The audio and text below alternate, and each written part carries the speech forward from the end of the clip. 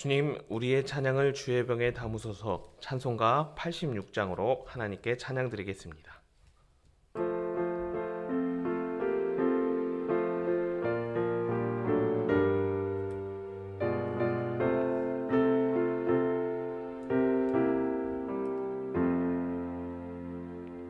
내가 늘 의지하는 예수, 나의 상처 입은 심령을 불쌍하게 여기사 위로하여 주시니, 미쁘신 나의 좋은 친구. 내가 의지하는 예수, 나의 사모하는 친구. 나의 기도 들으사 응답하여 주시니, 미쁘신 나의 좋은 친구. 주의 손 의지하고 살 때 나를 해할 자가 없도다. 주님 나의 마음을 크게 위로하시니, 미쁘신 나의 좋은 친구. 내가 의지하는 예수, 나의 사모하는 친구. 나의 기도 들으사 응답하여 주시니, 미쁘신 나의 좋은 친구. 내가 요단강 건너가며 마음이 두려워서 떨 때도 주가 인도하시니 어찌 두려워하랴. 미쁘신 나의 좋은 친구. 내가 의지하는 예수, 나의 사모하는 친구.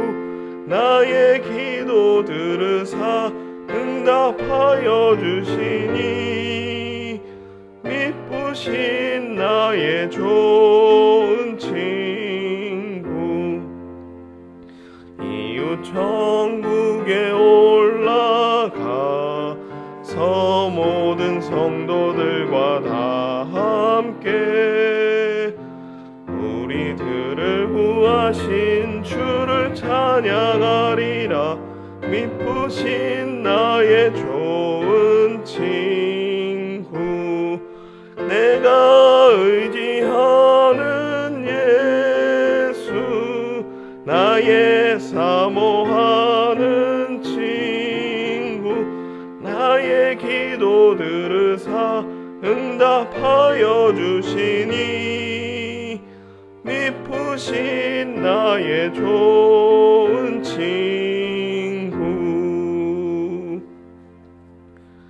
주님, 우리의 기도를 주의 병에 담으소서. 기도문으로 함께 기도드리겠습니다. 우리를 지키시는 하나님 아버지, 지난밤도 근심을 내려놓고 단잠을 이루게 하심을 감사드립니다. 밝아온 새날 새벽 기도를 통해 하나님과 하루를 결정하게 하심 또한 진심으로 감사드립니다. 하나님을 의지하고 나가는 자가 형통하게 됨이 늘 간증되게 하옵소서. 이 땅을 사는 동안 감당해야 하는 많은 일들을 하나님께서 고백드립니다. 어리석은 인생이 무겁게 짊어지지 않게 하시고 부담을 소망으로 바꾸시는 하나님으로 인해 언제나 찬송이 터지게 하옵소서. 하나님이 하시면 모든 문제가 다 해결된다는 믿음의 싹을 틔워주시고 집으로 돌아가는 발걸음이 가볍게 하옵소서. 구원을 위해 기도하는 가족과 형제와 이웃들에게 구원의 은혜를 허락하여 주셔서 예수님을 나의 구원자로 영접하는 일을 속히 이루어 주시옵소서. 구원은 하나님께 속한 것임을 고백합니다.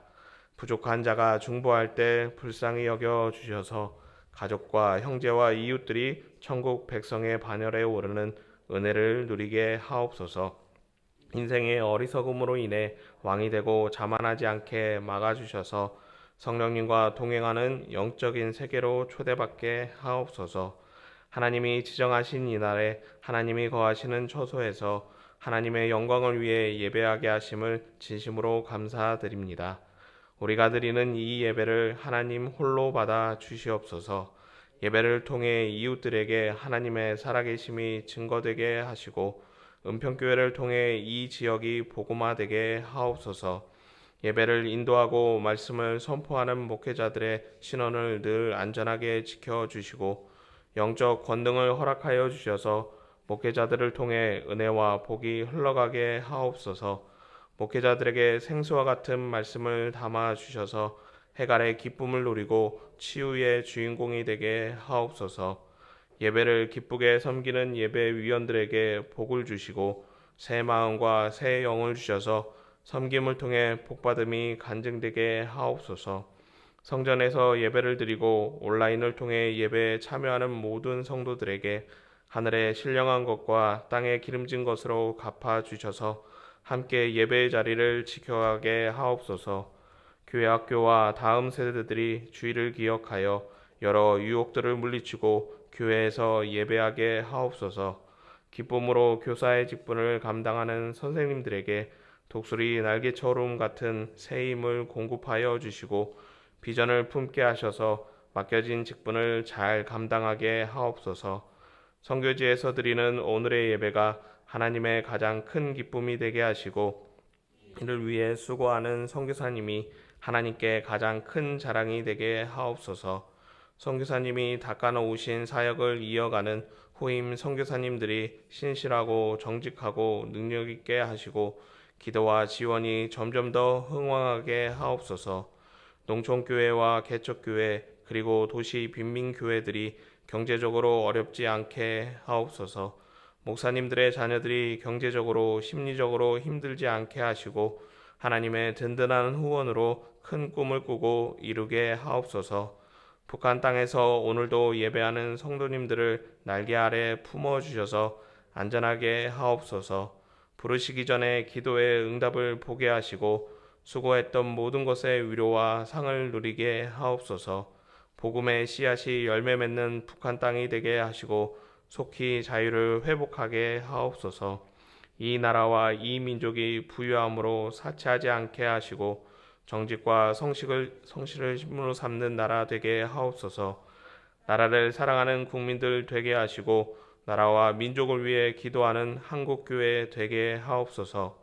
하나님을 사랑하는 자 곧 그의 뜻대로 부르심을 입은 자들에게는 모든 것이 합력하여 선을 이루어 주실 줄 믿습니다. 하나님이여 우리에게 은혜를 베풀어 주시옵소서. 예수님의 이름으로 기도합니다. 아멘. 하나님 말씀 시편 25편 1절과 4절 말씀, 제가 화면을 못 고쳤고요. 1절과 4절 말씀 함께 읽겠습니다. 여호와여 나의 영혼이 주를 우러러 보나이다. 나의 하나님이여 내가 주께 의지하여 싸우니 나를 부끄럽지 않게 하시고 나의 원수들이 나를 이겨 개가를 부르지 못하게 하소서. 주를 바라는 자들은 수치를 당하지 아니하려니와 가닥없이 속이는 자들은 수치를 당하리이다. 여호와여 주의 도를 내게 보이시고 주의 길을 내게 가르치소서. 아멘. 시편 25편의 주제는 하나님을 의지하라입니다. 이 땅을 사는 동안 저와 성도님들은 여러 가지 것을 의지할 수 있습니다. 사람을 의지할 수 있고 지식과 기술, 인기나 지위 같은 것을 의지할 수 있습니다. 그리고 또 의지할 수 있는 것이 있는데 가장 큰 힘이 된다고 하는 물질을 의지하며 그렇게 살아갈 수 있습니다. 그런데 이런 많은 것들이 있다 할지라도 시편 25편은 오직 여호와 하나님 한 분만을 의지하라고 그렇게 권면하고 있습니다. 이것도 의지하고 저것도 의지하면서 하나님을 의지하는 것이 아니라 모든 것을 다 내려놓고 하나님만 의지하라고 왜 말씀하는 것일까요? 그것은 하나님이 주실 수 있는 유일한 세 가지가 있기 때문입니다. 다른 곳에서는 얻을 수 없고 하나님을 의지하고 나아가는 자에게 하나님이 주시는 세 가지 것이 있기에 하나님만 의지하라고 그렇게 권면하는 것입니다. 하나님은 우리 인생에게 어떤 것을 주실까요? 먼저 오늘 본문 2절에 말씀하고 있는데 2절 말씀 함께 읽겠습니다. 나의 하나님이여 내가 주께 의지하여 싸우니 나그를 부끄럽지 않게 하시고 나의 원수들이 나를 이겨 개가를 부르지 못하게 하소서. 시편 25편의 의는 하나님을 의지한다라고 그렇게 말하고 있습니다. 그러면서 원수들이 나를 이겨 개가를 부르지 못하게 해달라고 원수 갚는 거에 대해서 하나님께 의탁하는 모습을 보이고 있습니다. 하나님은 우리 인생에게 은혜를 주시는 분입니다. 그런데 어떤 은혜를 주시느냐? 인생을 대신해서 원수를 갚아주시는 그런 은혜를 베풀어 주십니다.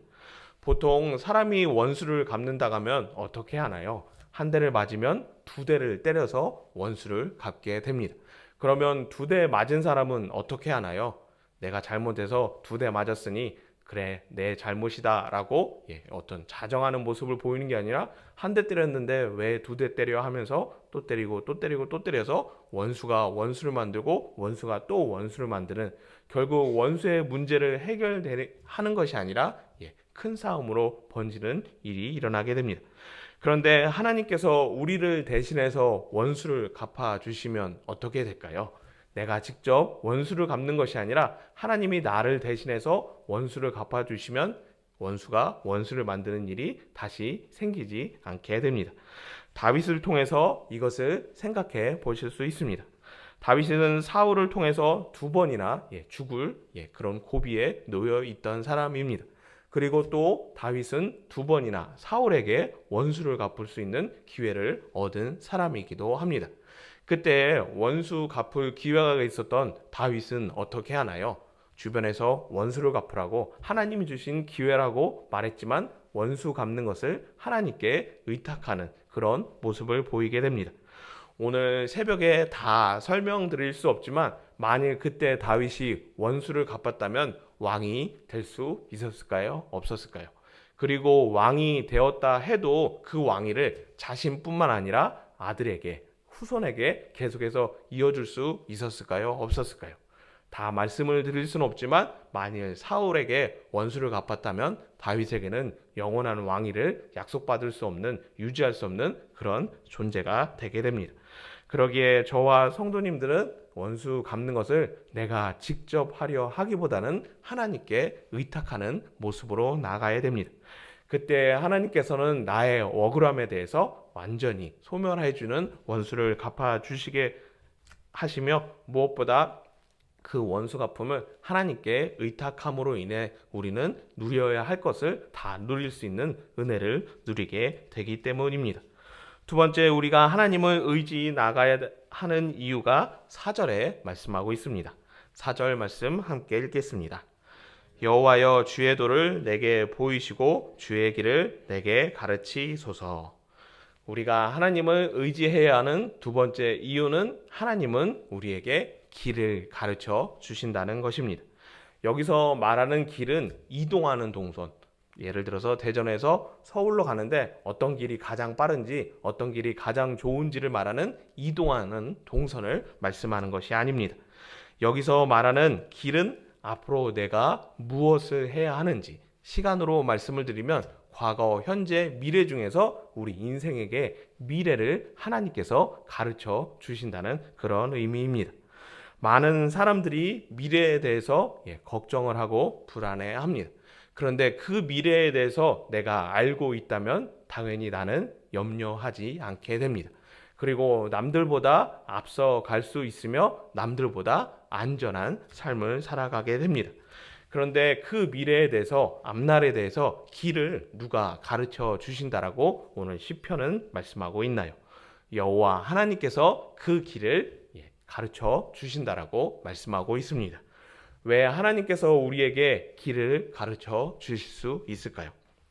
바로 광야의 길을 만드시는 분이 여호와 하나님이시기 때문입니다.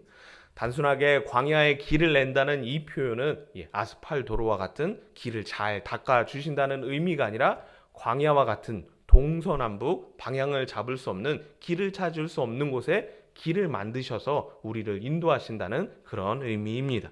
창조자 하나님이시기에 당연히 우리가 어디로 걸어가야 되는지 어떻게 걸어가야 되는지 다 알려주실 수 있고 그 길을 만들어 주실 수 있는 분입니다. 무엇보다 하나님께서는 그 길을 만드실 때 독단적으로 하나님이 원하시는 대로 길을 만들어 가지 않고 인생의 뜻을 반영해서 그렇게 길을 만드시는 것을 성경을 통해서 여러 곳에서 발견하게 됩니다. 성경 사무엘상을 보시면 이스라엘 백성이 왕을 요구하게 됩니다. 그런데 그 앞에 신명기 17장 말씀을 보시면 하나님께서 왕 세우는 것을 반대하시게 됩니다. 너희에게는 인생의 왕이 필요한 것이 아니라 내가 왕이니 나 하나로 족하다라고 그렇게 말씀하신 것입니다. 그런데 그럼에도 불구하고 인생은 왕을 요구하게 되고 하나님은 그 요구에 대해서 왕을 허락해 주시게 됩니다. 왜 하나님이 안 된다고 한 것을 허락했느냐? 인생이 요구하는 거에 대해서 길을 반영해서 만드시는 분이 전능하신 창조자 하나님이시기 때문입니다. 하나님께서는 소돔과 고모라를 소멸하려고 남김없이 다 멸하려고 하셨습니다. 그런데 아브라함의 중보를 들으시고 어떻게 하시나요?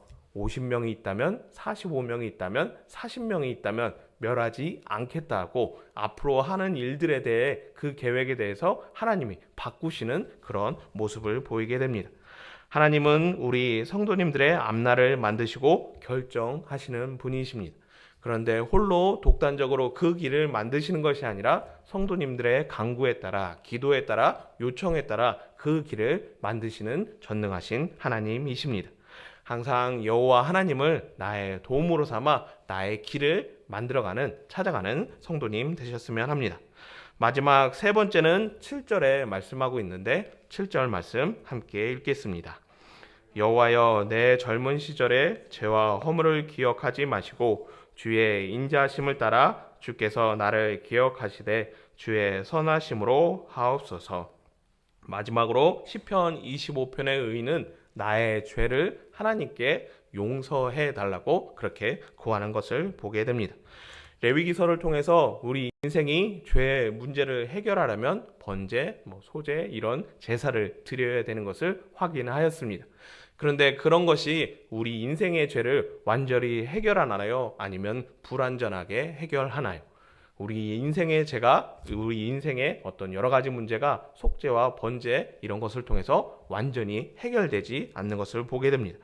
그런데 여호와 하나님께 나의 죄의 문제를 의탁하면 어떻게 되나요? 바로 예수 그리스도를 우리에게 보내주셔서 우리가 짊어지는 죄에 대해서 완전히 해결해 주시게 되는, 죄라는 것은 항상 대가를 치르게 되어 있습니다. 하지만 예수 그리스도로 인해서 우리는 지금의 죄뿐만 아니라 앞으로의 짓는 죄도 모두 대가를 치르지 않는 가벼운 멍에를 지는 그런 은혜를 누리게 됩니다. 우리 인생의 죄의 문제를 해결해 주실 수 있는 분은, 완전하게 말끔하게 해결해 주시는 분은 오직 전능하신 여호와 하나님 한 분입니다. 그러기에 우리가 하나님께 나아가 구함으로 은혜를 누릴 뿐만 아니라 평안과 형통으로 걸어갈 수 있는 것입니다. 우리가 하나님을 의지할 때 원수를 갚아주시며 미래에 대한 방향도 결정해 주시며 무엇보다 우리의 죄를 도말하셔서 정결하게 하시는 은혜를 베풀어 주십니다. 하나님을 나의 도움이요 힘으로 삼는 성도님 되셔서 이 땅 가운데 늘 형통한 삶이 되기를 예수님의 이름으로 축복합니다. 사랑과 은혜가 많으신 하나님 아버지, 우리를 하나님의 백성으로 삼아주시고 약속하신 세 가지 은혜를 누릴 수 있도록 은혜 주심에 감사합니다. 평생에 하나님만 의지하는 믿음의 백성으로 승리하게 하여 주시옵소서. 무엇보다 오늘 허락하신 예배에 승리하는 삶이 되게 하여 주셔서 우리를 통해 하나님의 영광이 온 땅에 충만하도록 복을 허락하여 주시옵소서. 예수님의 이름으로 기도드리옵나이다. 아멘. 주님이 가르쳐 주신 기도입니다.